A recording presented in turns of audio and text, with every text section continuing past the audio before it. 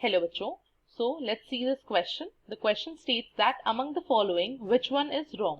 So basically हमारे पास यहाँ पे different statements दे रखे हैं and हमें बताना है इनमें से कौन सी statement जो है वो गलत है, right? Start करते हैं.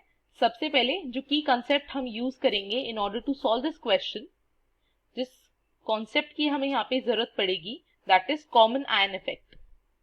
Common ion effect हमारा यहाँ पे differentiating concept हो जाएगा in order to solve this question. Start करते हैं. सबसे पहले जो ए स्टेटमेंट हमारे पास यहाँ पे दे रखी है, ए स्टेटमेंट में हमारे पास गिवन है डिग्री ऑफ डिसोसिएशन के बारे में of a weak electrolyte increases with dilution.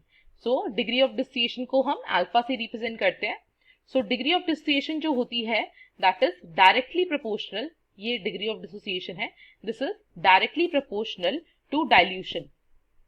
So basically इसका क्या मतलब है कि अगर हम वाटर का जो कंटेंट है उसको इंक्रीज कर देते हैं, अगर वाटर हम बढ़ाएंगे तो डिसोसिएशन बढ़ जाएगा, राइट?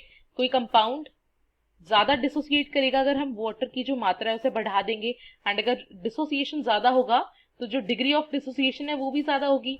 सो ये बात बिल्कुल करेक्ट है कि degree of dissociation weak electrolyte का इंक्रीज करता है डाइल्यूशन के साथ. यहाँ पे जो वीक इलेक्ट्रोलाइट मेंशन किया गया है इसका रीजन ये है क्योंकि जो स्ट्रॉन्ग इलेक्ट्रोलाइट होता है ना उसका डिसोसिएशन ऑलरेडी 100% होता है, राइट? उसका डिग्री ऑफ डिसोसिएशन की वैल्यू 1 होती है.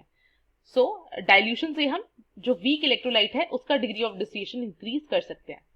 नाउ तो ये वाला तो हमारा ऑप्शन करेक्ट है, तो अभी के लिए रॉन्ग हो गया क्योंकि हमें यहाँ पे रॉन्ग ऑप्शन ढूंढना है. नेक्स्ट अगर हम बात करें ऑप्शन नंबर बी की, ऑप्शन नंबर बी क्या बोल रहा है? Option number B states that अगर हम टेम्परेचर इंक्रीज करते हैं सो आयनाइजेशन इंक्रीज करता है. तो ये वाला जो स्टेटमेंट है वो भी बिल्कुल करेक्ट है. क्यों? क्योंकि अगर हम टेम्परेचर को इंक्रीज करते हैं, टेम्परेचर को इंक्रीज करने से जो काइनेटिक एनर्जी है वो इंक्रीज कर जाती है, और अगर काइनेटिक एनर्जी बढ़ रही है तो जो आयनाइजेशन है वो भी क्या करेगा, वो भी इंक्रीज होगा. सो टेम्परेचर और आयनाइजेशन क्या हो गया, डायरेक्टली प्रोपोर्शनल. तो ये वाली स्टेटमेंट भी हमारी गलत हो जाएगी क्योंकि ये करेक्ट स्टेटमेंट है, राइट? बट इस क्वेश्चन के लिए रॉन्ग हो जाएगी. Now let's move to C option. C option क्या बोल रहा है कि जो स्ट्रॉन्ग इलेक्ट्रोलाइट्स होते हैं वो कंप्लीटली आयनाइज हो जाते हैं इवन एट मॉडरेट कंसंट्रेशन. ये जो बात है बिल्कुल करेक्ट है. अभी अभी मैंने आपको बताया जो स्ट्रॉन्ग इलेक्ट्रोलाइट्स होते हैं उनका alpha that is degree of dissociation 1 होता है क्योंकि वो 100% डिसोसिएट हो जाते हैं, राइट? सो ये ऑप्शन भी हमारा क्या है, ये स्टेटमेंट सही है बट ये ऑप्शन क्या हो जाएगा, बिल्कुल रॉन्ग इस क्वेश्चन के लिए. Now let's move on to option number D. Option number D क्या बोल रहा है? जब हम NH4Cl में एडिशन कराते हैं, इसका एडिशन करा रहे हैं हम किसमें, NH4OH में, सो उसका आयनाइजेशन इंक्रीज हो जाएगा. किसका?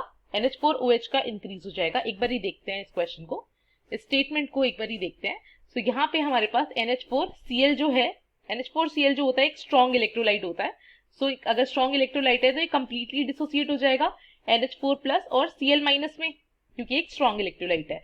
अब अगर हम बात करें NH4OH की, सो ये क्या है, वीक इलेक्ट्रोलाइट है. सो ये वीक इलेक्ट्रोलाइट है तो कंप्लीटली डिसोसिएट नहीं होगा, फीबली डिसोसिएट होता है. सो NH4+ और OH- हमारे पास आ जाएगा.